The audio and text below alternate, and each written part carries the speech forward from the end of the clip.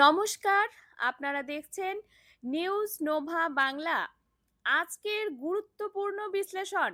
SIR পর প্রকাশ্যে আসা নতুন তথ্য ঘিরে বাড়ছে জোর বিতর্ক। আর এই পুরো প্রক্রিয়ার দায়িত্বে রয়েছে ভারতের নির্বাচন কমিশন। সংখ্যাটা শুনলেই চমকে উঠবেন। প্রায় 91 লক্ষ ভোটারের নাম বাদ পড়েছে। কিন্তু এখানেই শেষ নয়। বিশ্লেষণ বলছে এই বাদ পড়া ভোটারদের মধ্যে অধিকাংশ ভাগই হিন্দু। আর এখান থেকেই শুরু হচ্ছে বড় প্রশ্ন, বড় আলোচনা। ভিডিওটা শেষ পর্যন্ত দেখুন, কারণ শেষের দিকেই আছে এমন কিছু তথ্য যা পুরো ছবিটা পাল্টে দিতে পারে। এসআইআর বা স্পেশাল ইন্টেন্সিভ রিভিশনের মাধ্যমে ভোটার তালিকা ছাড়াই বাছাই করা হয়। এই প্রক্রিয়ায় সাধারণত মৃত, স্থানান্তরিত বা ডুপ্লিকেট নাম বাদ দেওয়া হয়। এই অংশটা স্বাভাবিক বলেই ধরা হয়, কিন্তু এবার যখন সম্পূর্ণ বিশ্লেষণ করা হলো তখন দেখা গেল মোট বাদ পড়া ভোটারদের মধ্যে 63%-এরও বেশি হিন্দু। অন্যদিকে মুসলিম ভোটারের হার প্রায় 34%। এই অঙ্কটা এখন রাজনীতির কেন্দ্রে।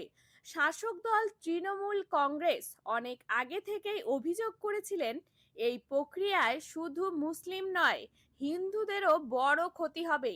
এবার এই পরিসংখ্যান সামনে আসার পর রাজনৈতিক মহলের একাংশ বলছে সেই দাবিরই প্রতিফলন দেখা যাচ্ছে।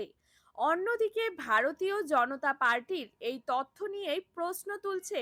তাদের দাবি, ধর্মভিত্তিক এই পরিসংখ্যান এলো কোথা থেকে এবং এই তথ্য কতটা নির্ভরযোগ্য। এবার একটি নির্দিষ্ট উদাহরণে আসা যাক। ভবানীপুর কেন্দ্রের হিসেব। এই কেন্দ্রটি বিশেষ গুরুত্বপূর্ণ কারণ এটি মমতা বন্দ্যোপাধ্যায়ের কেন্দ্র। এখানে মোট ভোটার ছিল 45 লক্ষেরও বেশি। এর মধ্যে প্রায় 50,987 জনের নাম বাদ পড়েছে।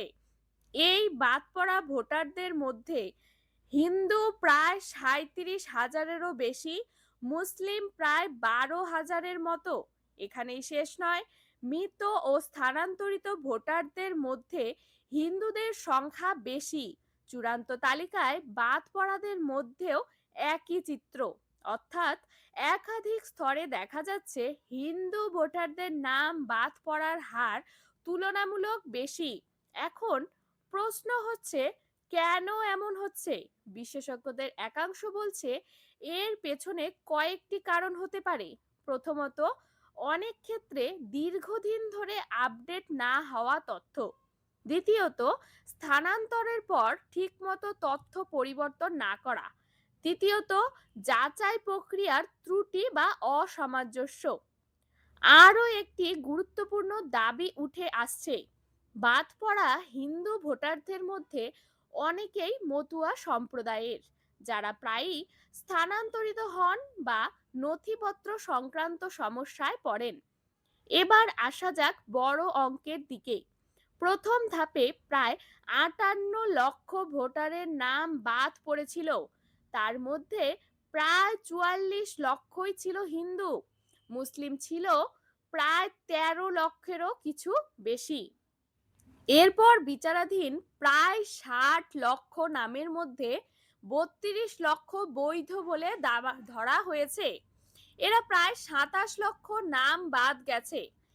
এই পুরো প্রক্রিয়ার পর চূড়ান্ত যে চিত্র সামনে আসছে তা নিয়েই এখন রাজনৈতিক তর্ক তুঙ্গে।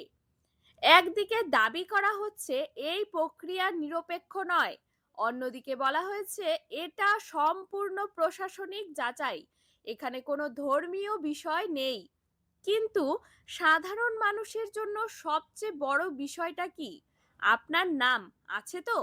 কারণ এই পুরো বিতর্কের মাঝখানে সবচেয়ে বেশি ক্ষতিগ্রস্ত হতে পারেন সাধারণ ভোটাররাই। অনেকেই জানতেই পারছেন না তাদের নাম বাদ গেছে কিনা।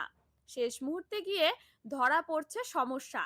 তাই এখন সবচেয়ে জরুরি কাজ নিজের নাম ভোটার তালিকায় আছে কিনা চেক করা, পরিবারেরও সবার নাম মিলিয়ে দেখা। যদি কোনো সমস্যা থাকে সঙ্গে সঙ্গে সংশোধনের জন্য আবেদন করা, কারণ সময় থাকতেই পদক্ষেপ না নিলে পরে আরো সুযোগ নাও থাকতে পারে। আরো একটা বিষয় পরিষ্কার, এই পুরো প্রক্রিয়ার ওপর নজর রাখছে ভারতের নির্বাচন কমিশন। যেখানে সমস্যা ধরা পড়বে সেখানে ব্যবস্থা নেওয়ার কথাও বলা হয়েছে। শেষে একটা গুরুত্বপূর্ণ কথা, ভোট শুধু একটা অধিকার নয়, এটা আপনার ভবিষ্যৎ নির্ধারণের একটি বড় মাধ্যম। তাই কোনোভাবেই এই বিষয়টা হালকাভাবে নেবেন না। আজই নিজের নাম চেক করুন, অন্যদেরও জানিয়ে দিন। এই ছিল আজকের বিস্তারিত বিশ্লেষণ। এসআইআর এর পর ৯১ লক্ষ নাম বাদ পড়া নিয়ে নতুন তথ্য এবং তার প্রভাব। ভিডিওটি তথ্যবহুল মনে হলে লাইক করুন, শেয়ার করুন এবং নিউজ নোভা বাংলাকে সাবস্ক্রাইব করুন। ধন্যবাদ।